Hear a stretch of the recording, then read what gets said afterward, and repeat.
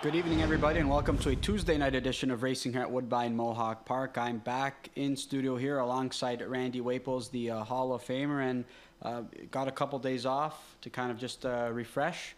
We've got to get back into gear because while we had so much fun on Saturday, I mean, this weekend's going to be just as much fun, I'd say. Oh, yeah, for sure. I mean, have you checked the weather, the long-term weather or whatever? I haven't. Going to be cool. It's going to be cold? It's going to be cool. Like pretty much Right. the same temperature, I'd say, all week long. It is cool. I mean, I heard Chad mentioning how didn't feel like summer, per se, when he walked out the door last night. Same thing this morning, and it's going to be the same way all year. I mean, kind of, to me, mentally, I still feel like it's mid-July or like late June. Mm-hmm. We're already approaching September. It's, I mean, good for the NFL because I'm a big NFL guy, but not good for the kids that got to go back to school. No, but for me, I was never happy about this time of the year because it meant, I'd always work in the summertime at Greenwood Raceway, and it meant leaving there and going back to school, and that was not for me. I just like to go socialize. That's all I like. You know, the schoolwork didn't appeal to me whatsoever. Yeah, I can get that. I still got by, but I mean,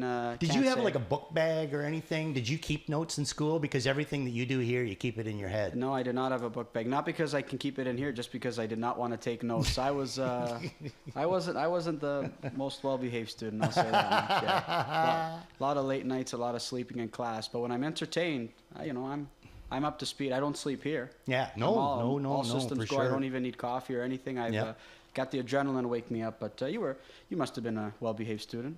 Yeah. Oh yeah. I was a student.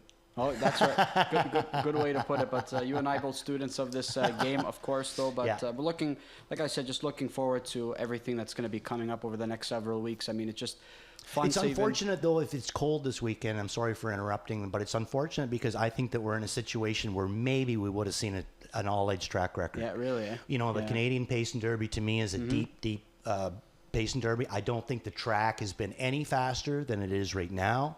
A lot of bounce to it, So, I was kind of hoping that we might see a, crazy track record tonight, or maybe even another 49 trotting mile. 46-4, though. I mean, it wasn't warm or anything. No, in the pace, though. It was pretty impressive still, nonetheless, right? For that mile by the missile. But we'll touch on some of those stakes engagements later because I think we'll be previewing some of those fields. And obviously the draws came out, and I think we've got 12 on Saturday, 10 on Friday, but we've still got some big names. I know that, again, we'll be previewing that later. And Bojangles, though, he's going to be back into go, though. A little bit of a spoiler, but wasn't sure if Doc was going to give him the week off or not. But, I mean, quickly, even before we dive into it, doesn't even matter. These miles haven't been taxing whatsoever. Does it? There was a stretch where I remember where we saw Mirage Hanover during my first summer working here, and he went. I mean, we know the speed that Mirage Hanover has, but just some of those miles, I always wondered, are they going to eventually catch up to you? He wasn't doing it as easy as Bojangles was. That's the difference, though. So for me, when you see Bojangles go 50 like it's nothing, I mean, you have to figure, does it really matter if he's in week to week? Nobody's really giving him a huge threat. No, I would say that it's, the big thing is like you just said, none of the miles have been taxing miles. They've been other than the very first one. And everything from then has been, much easier. Now everybody's kind of scared of him, I think. Now I'd be scared of him.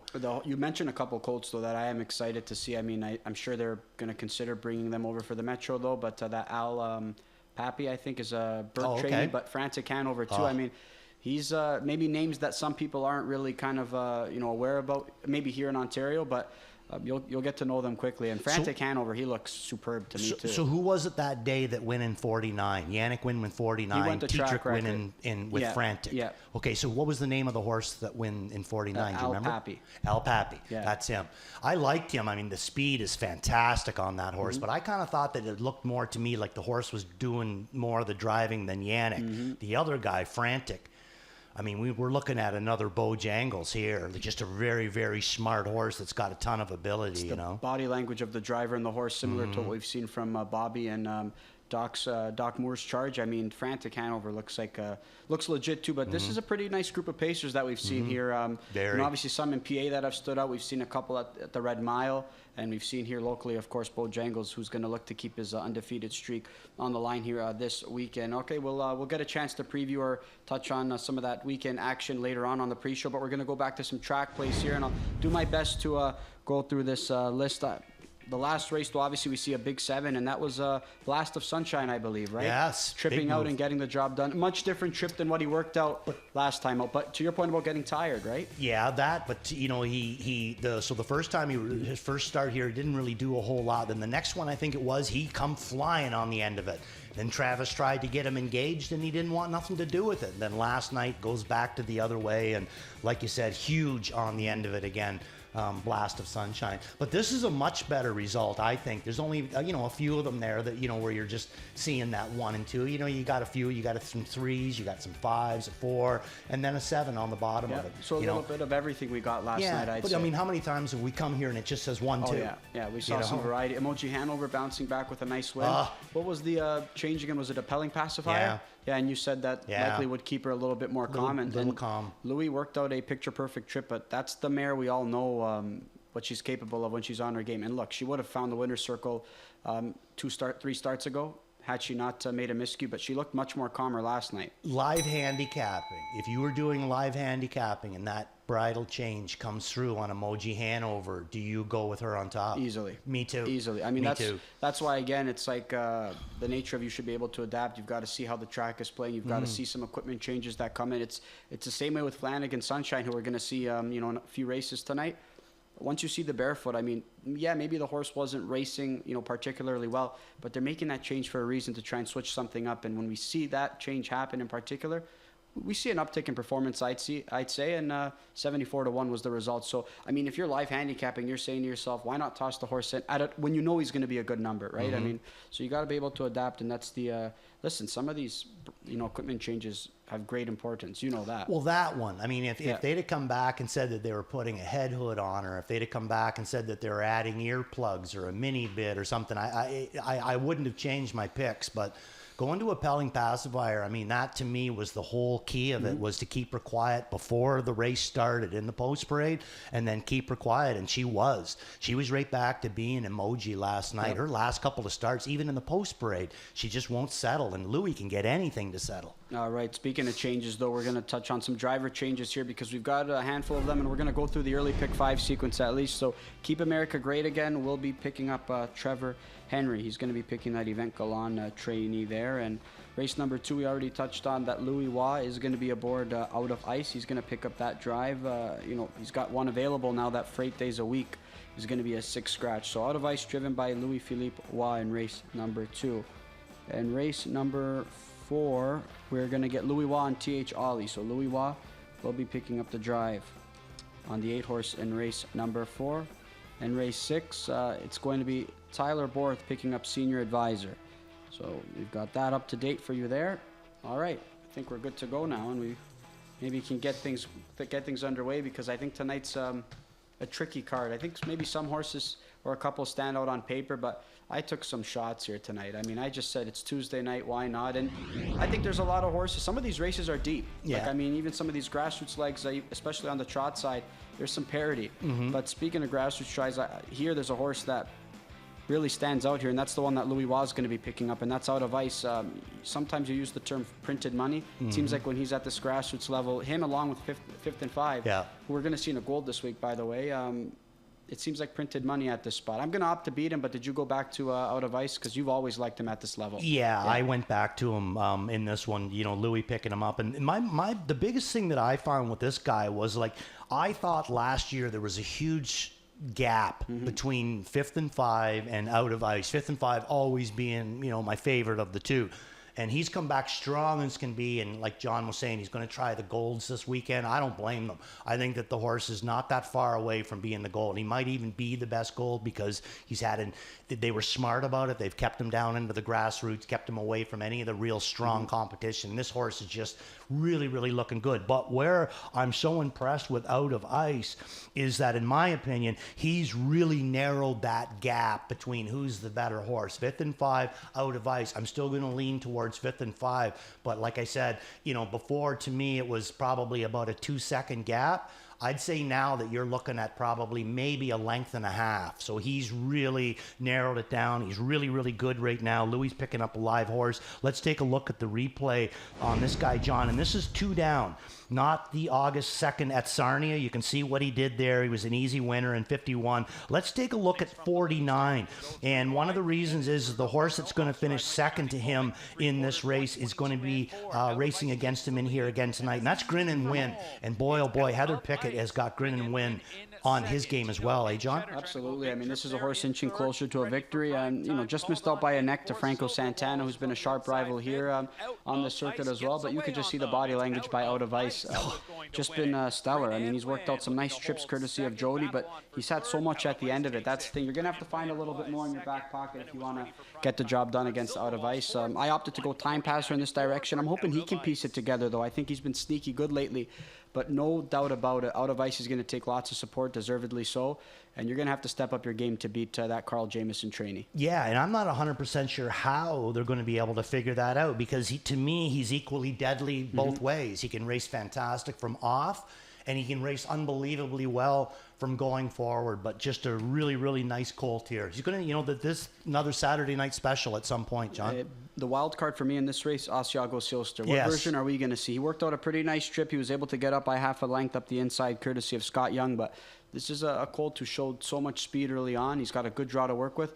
I mean, we've seen good efforts from him when Bobby just keeps rolling him. I'm not sure if he's at that level right now. But if he pops up with a good effort, it wouldn't surprise me whatsoever. It wouldn't surprise me, because they've always been really high on his speed. But I think that Silver Walls, too, I got him in for second. I think he's in a good situation here, because other than the one that you like, Time Passer, he's got one of the best dates going in here. A lot of these other horses are coming in here, a little bit of a stale date. This guy just raced last Saturday. All right, so there's a look at the OSS Grassroots there for 3-year-old pacing colts. That's going to be leg number 4. And we're going to move on to some grassroots starters or prospect starters here on the trotting variety here. And we've got a field of 8. And I spoke about some races, I think, providing some parity. I think this is one that provides plenty of parity. I mean, you've got Flanagan Sunshine. We spoke about him. He was an upset winner last time out, but he went barefoot all around. Now he's going to go, is it aluminum all around? I'm not sure. I didn't catch that change. It's a shoeing change all around, though. He's going barefoot to he's gonna, either steel or aluminum. Aluminum all around. So for me, I think given the effort that we saw going barefoot, does that maybe downgrade his chances, in your opinion, here in this spot? I would say yes, because I'm not really sure why they went, with the barefoot all along. I mean, horses can usually travel cleaner without shoes on, and sometimes the no shoes, will make them quicker. But sometimes people take the shoes off not for those reasons. Sometimes it's because horses are nail sensitive. They don't have a big wall of their foot, and the nails pinch into their foot, and they don't have the big. So for whatever reason that she decided to take them off before, I mean, that was a huge difference in his racing. And now she's going to go back to, or Renee's going to go back to aluminums all the way around. I got him in for third. I really don't know how it's going to set him up in this race. I just know that last week was the very first week that he went barefoot, and last week was the very first week that he really impressed me. And a horse who was really impressive in victory last time out, that was Nickel and Dime, the 8 horse. That's going to be your top selection here in this spot there. Nice effort by him, and an effort that you'd like to highlight as well. Yeah. Well, let's take a look at the replay on Nickel and Dime. Again, not the cleanest of date, August the 12th. This guy's coming in, but pretty well the same, other than the Bergeron pair. Benoit's pair, they both raced August 19th. So let's take a look at Nickel and Dime. And, obviously this horse was kind of really starting to come into a big effort. It looks like he ran into some trouble in the Dream of Glory, and Hanover suffered some interference, but it looked like he was making a huge move that day when he suffered the interference. Other than that, he's very consistent, racing very good. Etzel's Barn is still racing really, really good on the end of it. And Travis Henry, for basically a new addition to this circuit, he's been doing quite well as well. And if you take into what he's been doing on the B tracks, I mean, he's just short of 200 wins. So off to a really big season for Travis. And Nickel and Dime, I'm going to go this way with him. But boy, oh boy, John, I mean, you could easily you could easily all this race. It's a tough race. I spread in this race. I mean, I opted to go single to close things out and take some shots, but this is a race I struggled with. And what wasn't shown in the replay, though, was the Barracuda and Scott Young. He took his shot at nickel and dime, and I'm not sure. It looked like he was probably going to put him away, but I thought Scott Young's charge was moving pretty well there in that spot. So he got contested early on in that mile before he made a break on the big track yet again. The find that I find, though, with the Barracuda there is I don't find he races as good on a big track as he does on a smaller track. You know, he's always seems like he's beatable here, but when he goes to a small track, oh my God, can he ever come alive? But I mean, we got Wendell Blue Chip moving into Benoit's barn. You know, we got James back on Mr. Pasadena. Can he duplicate that? Yeah, he worked out a pretty nice trip, and Wendell Blue Chip was your horse to watch last time out as well, and he seems like he's trending the right way to a pretty good effort here. So there's a look at race number 3, a pretty competitive way to kick off that pick 4. We're going to go to race number 4, which kicks off the pick 6 sequence, and we've got 2-year-old Colts and Geldings, prospect starters, and I think there's a couple horses who are coming off some really nice efforts. I do think this is a pretty tricky race to handicap. I opted to go value shopping in this spot, but there's one rival in particular you've backed in a couple of tries here, and you're going to go back to him again, and that's Dominate. And I thought that was a good effort last time out too. All the efforts have been pretty good. You know, it seems like he's just kind of working himself into, you know, the big thing is he dropped a couple of seconds off his best time. So, yeah, let's take a look at Dominate for Nick Gallucci and Tyler Borth. Tyler Borth been, you know, behind this guy right from the very beginning, other than when he qualified. Jason Ryan sat behind him, but Tyler's done a good job with him. He's had a second, a third, and a fourth, and I just think that each week he gets a little bit better. He moved him to the outside last week, which was a good thing. You know, get a little fitness into him, you know, tire him out, hopefully make him a little bit stronger. But I kind of like him in here. Now, I went a lot of different ways. There was one horse, and you probably found them, knowing you, but that I'm really, really scared of in this race. And I think that if anybody's out there looking to play maybe some long shots, I would take a real serious look at the 5-horse in here. All-Star Chords. Now, number 1, he's a Century Pharaoh. Coming, you know, and I like the Century Pharaohs so far. You know, Brisk Sealster's one that comes to mind. There's a couple of other ones, but I like the way that, you know, these horses have been racing. And this guy, you know, Dale Hurd, been racing him up in on the B tracks. You know, they qualified him at George in 2 starts in Grand River, then 1 in KD. He's done nothing wrong, and I like the way that he's progressing along. Steve Byron not going to make the trip in here tonight. He's done a great job with this guy, and they're going to pick up Travis Cullen. So to me, interesting horse that's coming onto the circuit that I haven't seen race yet. But I'm really, really interested by the lines. Yeah, I got him in, I think, for a third. Good no effort. Doubt. But I don't even have him in. No, but couldn't get the best of, Starbright Dancer, I should say, who put forth a nice effort looking to keep that win streak alive. I'm going to try Tramonto. I like that effort on the big track. That's who I got in for third. Yeah, I mean, a horse I thought raced really well when we saw him here last time out. Just scratched that effort last time out. Interference break. I'm hoping that he can get back and put forth a pretty nice effort here in what is going to be a pretty wide open affair, I'd say, in race number 4. All right, we're going to move on to race number 6. That kicks off the late pick 5, I should say. We're going to be scratched down to a field of 6, and I think all eyes are going to be on a pair of rivals in this spot, though, Randy. I think that the 3-horse He Swift, who's coming off a narrow defeat last time out, he merits a lot of respect. Pick a genre, though, the biggest thing for him, he's got his nose back on the gate in what was a much better what was a pretty good 4th place effort, I'd say. Yeah, very good 4th place effort in that one. I myself, I'm going to go He's Swift, and we're going to show that the replay, August 5th replay, where Jody sent him down the road, and he was the easiest of winners that night. Now JD comes back the very next week, and it was tougher for him to get control of the front than it was for Jody, and I think even though he come 28-4 on the end of it for JD, a mile and 51-4, he come 29 flat for Jody, mile and 53-2. But the difference is that Jody had a 5, 6, 8 length gap on these guys. He didn't need to come home any stronger than that. The race was over here. You can see it by Jody. You know, the race is done. And I think that JD, you know what I mean? Like he got caught into some early fractions early. Now he's going to come back. Tyler Schlattman taking over, was claimed last week by Tyler Schlattman.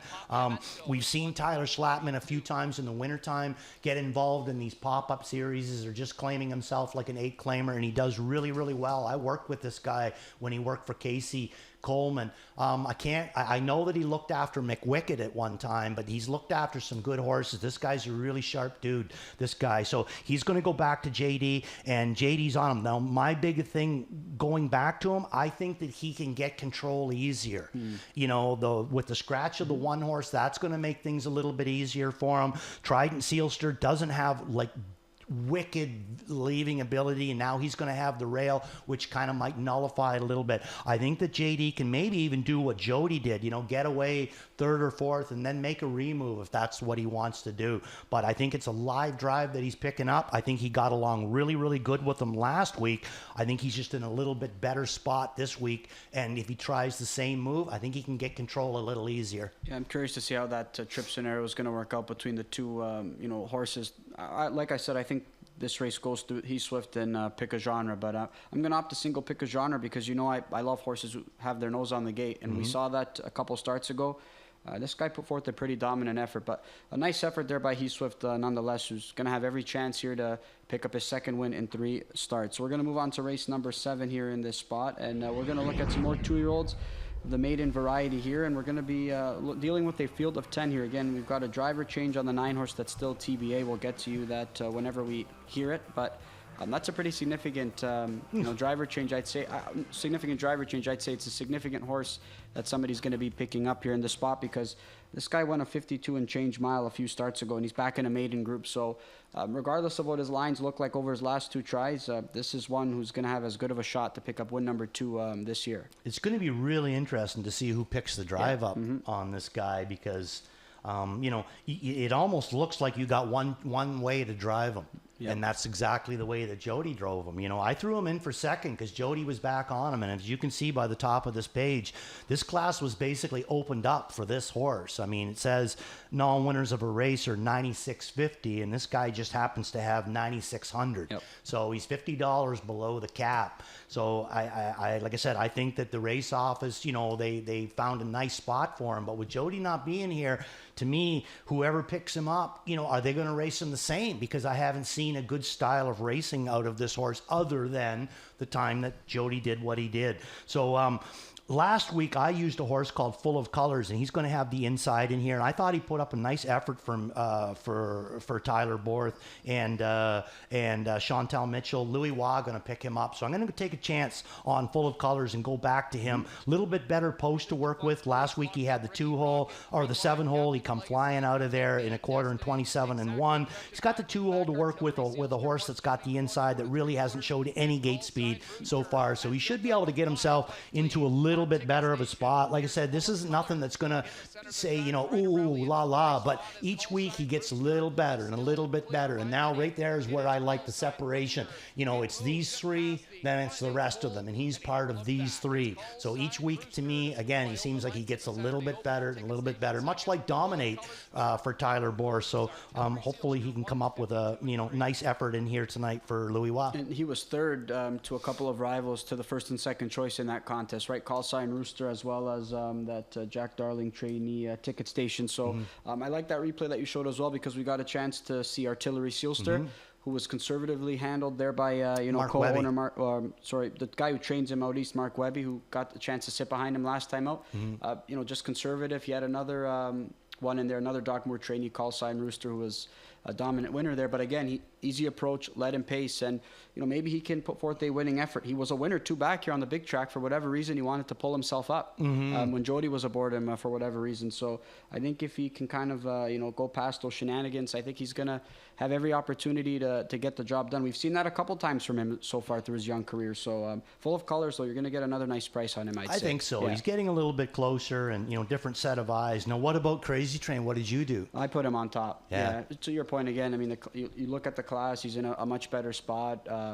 He's in another spot where he crushed last time out. He took a lot of support. He crushed. So I think that he's going to have a chance to get back into the winner's circle. If he comes out in this race and Jody's not on him, do you still put him on top? I think so. Really? Yeah. I think so. Yeah. See, I think to me the big selling point was he was in this class, but Jody was back on him. And you know what? To your point, Jody booked off a couple of contenders here in this spot as well. One of which being Artillery Sealster. So obviously going to be intriguing to see who picks this guy up because.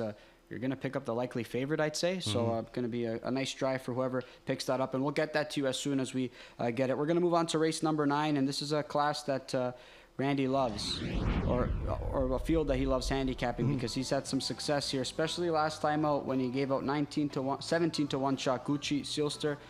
She's been so good to you. I figure, are you going to go back to her again? Right back Why again. Not? Yeah, you know, go for the double up. So let's take a look at the replay if you want on Gucci Sealster. You're going to get to see her. You're going to get to see Superior Delight that was chopping this mile out, and you're also going to get see the 3 horse in here, PL Susie. You might want to pay special attention to PL Susie in here. I got her in for 3rd, Superior Delight in for 2nd, but Gucci Sealster, I liked her when Murray first come out with her. You know, I just kind of thought that she was just a bit of a little bit lazy, little greenish, you know what I mean? Kind of like learning her lessons. Kind of see the same thing here, but you got to remember, Superior Delight, usually when she gets everything her own way on the front end, you can't beat her. And this one come first over on a dirty night and still was able to get the job done. So I'm going to come right back to her. Travis Henry coming right back on her as well. So not really sure how he's going to race her. Last week she had the rail. He got himself away in a good spot with a 3-hole. Now he's got the outside of the wing. And you know something, I wouldn't be the least bit shocked if he decided, you know, tonight's the night, I'm going to come out of there with Superior Delight. It's the timing of the replay was what was so important of when you started that replay, because it's the timing of when Travis Henry made his move with that filly, right? I mean, he didn't have to be in a hurry if he didn't want to be. He could have waited to the head of the lane.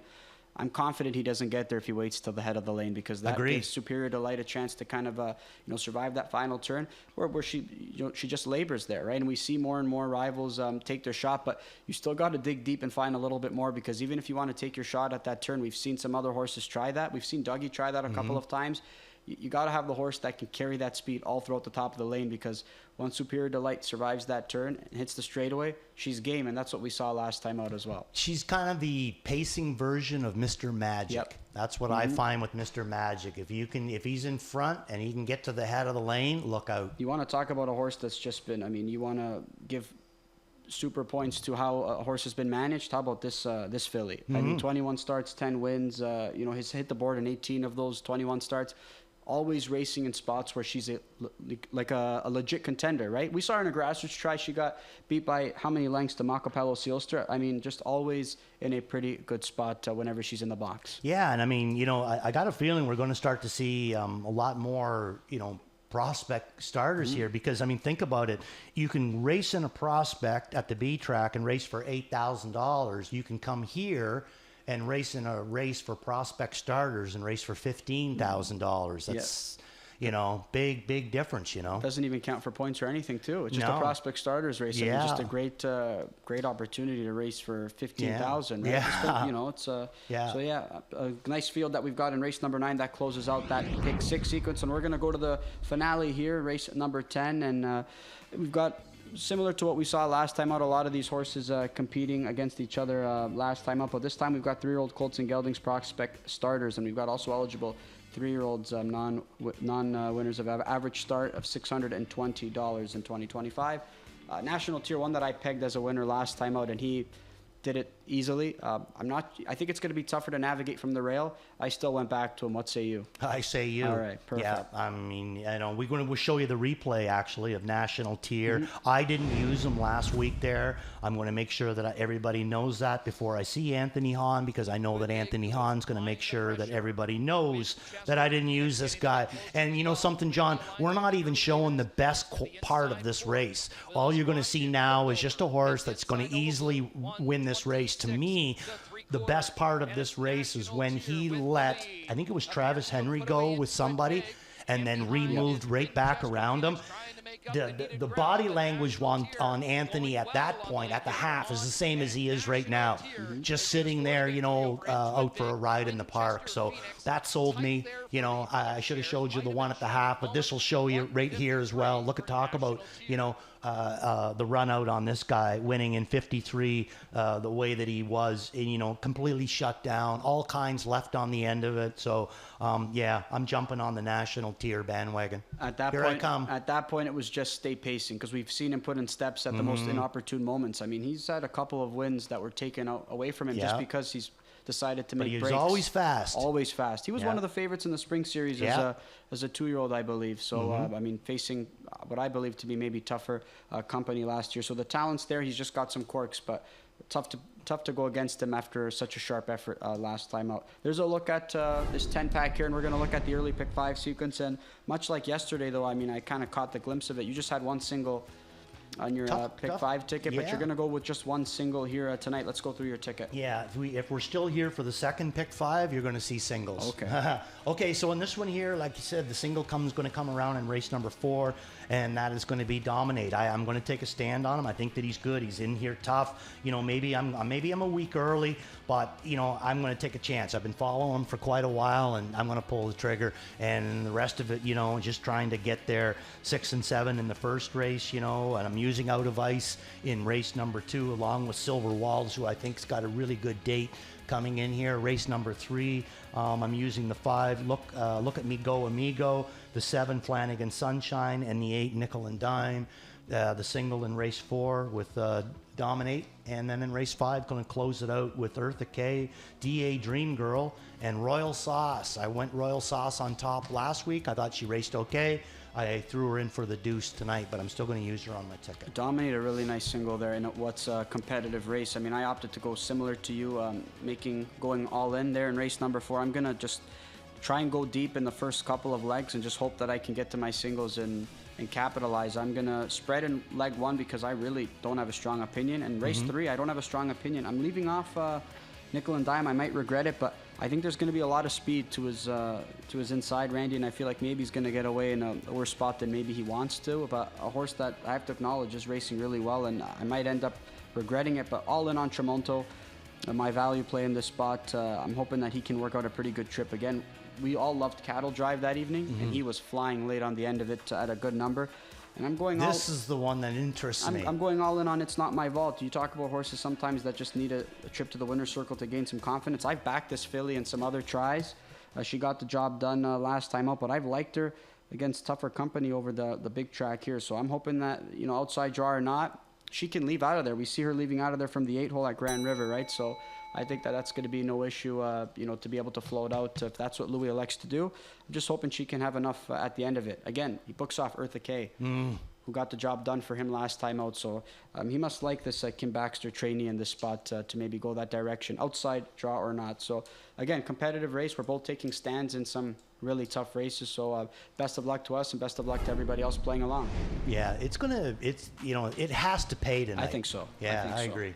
All right, we're going to look. We talked about we're going to preview some weekend action, and we're going to get a look at some OSS Gold action here for 2-year-old pacing fillies. And no Dea in this spot, but we are going to see a Clean Deal back in action. And Gentili, though, coming off a dominant score. So there's some fillies coming into this race with some confidence. Naughty Delight was nice second last time out. Again, you know what? We talked about even the steering a little bit. I thought it was a little bit worse last time out than maybe the start prior. Yeah, she didn't. Well, it certainly wasn't any better. Yeah. Put it to you that way, and that's not what you want to see. But a fast filly. If she puts it together, I mean, she is a gold filly without a doubt. She just needs to be able to put it together because the speed is there. And speaking of speed, I mean, there's some speedsters here. Bojangles, obviously, we talked about him. He headlines the top of the list. I tell you what, I know he finished 4th last time out, and you know, maybe he's just going to be a ticket horse again by virtue of an outside draw, and you know, by virtue of having to take on Bojangles. Redland Rocket Man continues to impress me with the way he's moving at the end of it. He caught my eye. He never had a chance really following some cover that was backing up, or a horse that was backing up. Man, this guy's got speed, Randy. He does. Yeah, extremely, extremely fast. And there's a lot of really, really nice horses, you know, that's going to be racing in here. But you know, that rail horse right now. Till the cows come home, a good draw to work with. You have to figure he's going to be jolting out of there, and a confident racehorse picking up a nice victory on the weekend. And here's the other division here for the Golds, the 3-year-old pacing Colts. And we've got a field of 6 in this division. We spoke about 5th and 5. I think he hooked the softer of the 2 gold divisions here in this spot. And, you know, you talked about how, you know, they've managed the horse building up confidence in the grassroots in the grassroots levels. This is a really confident Colt stepping up at the gold level on Friday. Yeah, and you're getting Saturday. You're getting a confident driver to boot. You know what I mean? So you know, he's going to be tough in there. I mean, it's nice to see him back in there too. You know, he'll make things better. I know on Saturday now we're going to see the other division, Crackshot, going to be making his return from a good effort in Lexington, a 3rd place effort. But for me, I think I'm going all in on All-Star Maniac. Just, unfortunate that he hooked wheels in the lane. To me, undoubtedly a winner in that spot. He looked like he was going to get into gear. But again, another horse who's just running in. I mean, that's ultimately what caused him to hook wheels with Bob in that spot, I believe. But I think we're going to see another good draw, and I think we're going to see a different approach here for 90,000. Huge discrepancy between the two eliminations. Yeah. Or, I mean, the two divisions. I would say, but still some good colts in that other one. Control Rocks, who's been racing pretty well as well. We're going to see some division of the Simcoe here, three-year-old open for three-year-old trotting colts. Motorcon Legacy back in to go after a second-place effort in the Beal. A hard-fought effort there, losing to Super Chapter right at the wire. But another Marcus Melander, a trainee, looking to have success here like he did last year on Canadian soil. And that's Maryland. I mean, he loves the Canadian air. Yeah, he does. And, something, they might be bringing him here, too, to maybe try to get a little confidence in him, too, right? Yeah. Maryland there, he's been racing great, but just the wins haven't been pouring in the way that we, so maybe a little confidence would help him. A good year, but again, when people expect you to be right at the top, like again, the same way Carl had all that pressure coming in as a three-year-old trotting colt, Maryland had all that pressure from what was a spectacular freshman campaign. And he's racing great. Racing well, but it's not what the connections have probably hoped for, because they're expecting a bunch of wins. But yeah, nice three-year-old filly group here that we have here in the Simcoe as well. Our Dutch is looking to get back in the winner's circle, but we're going to look at the Maple Leaf Trot here, a Grade 1 stakes here for age trotters, and 630,000 is the purse. And I mean, we've touched on this, Randy, but you and I think, are in agreement on one thing. You're expecting a bounce-back effort from Periculum, aren't you? Yeah, I think he's going to be a lot better. I wouldn't be surprised, if maybe they just kind of like raced him a little bit light, you know what I mean? You can't train them up every single time that they go behind the gate, or you're not going to have a horse after, halfway through your season. That was just his 5th start of the year, and we saw even in the Spirit of Massachusetts, I think he missed a little bit of time. It's tough to find races for a trotter like that, and I think they've been kind of pointing him towards some of these stakes events, and sometimes you can just be a little bit short. You know what, off that trip, he should have got the job done from the trotter we've seen so far this year, I feel like. But now he's right back on a 7-day rotation. It's going to be tough, I'd say. The Canadian Pacing Derby, another Grade 1 stakes, and I mean, look, Irvin Hanover, post 6. I mean, speaking with Louis in the in post-race interview, a horse that can do it any which way, though. That's the beauty of it. But curious to see if maybe he can work out some of those quirks behind the starting car, because this was a horse that's peaking at the right time. I wondered, did Benoit ever did he have a chance to put his new Remember the Alamo? He's in the there's an open pace on Saturday. But would he have been paid up into that? You know what I mean?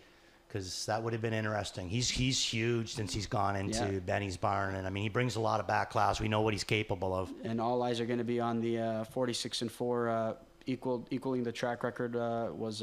By the missile. All eyes are going to be on him after a strong elimination. What about Sabonis? Dexter's going to have to come up with a different way to race him. I don't think he'll be first over this week. Again, we talked about it. He's been first over 4, 5, 6. I mean, quite a few times. I mean, he's just a gutsy racehorse, but it's always the finals where Brett has him extra sharp. You know what I mean? That's Brett. Yeah, that's Brett. Yeah, you're right about that. And he's a game racehorse, and it ain't going to be easy for anybody in that race, I'd say. No.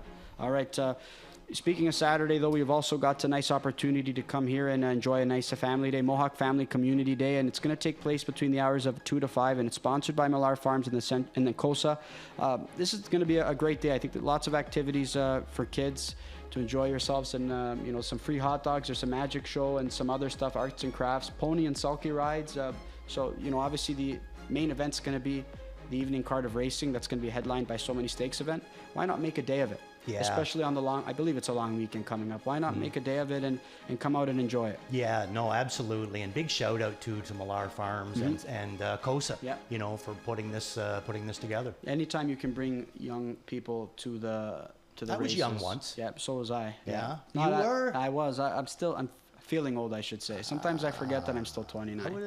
You would have been an interesting guy when you were very young. Yeah, I was very quiet, I'll tell you that much. Very, very quiet. Okay.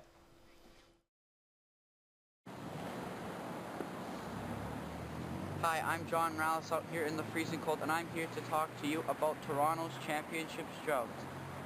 The question on every Toronto sports fan mind is, when will Toronto end the drought, and why are the teams doing so bad? Well, here's my outlook on the opinion. I'm going to start off with none other than the Toronto Maple Leafs, since hockey here in Toronto is like religion. The Toronto Maple Leafs have not made the playoffs since the 2003-2004 season and have not won the cup in 43 years, which is the longest current cup drought in the NHL. The cup drought could be... You guys found the old footage. I don't know where you guys found that. When did the beard and the mustache start coming in? Because you're pretty clean shaven then. Never thought that would come in, but I never thought you guys would find footage of that. When was that? When you were in high school or college or careers or something? Yeah, high school. High school. Yeah. You look pretty young. Well, you always look young, but you look really young there. Came a long way, I'd say. You look like you're about 13 there. I don't even know how you guys found that footage. I don't even know. Let's go to the plays of the night.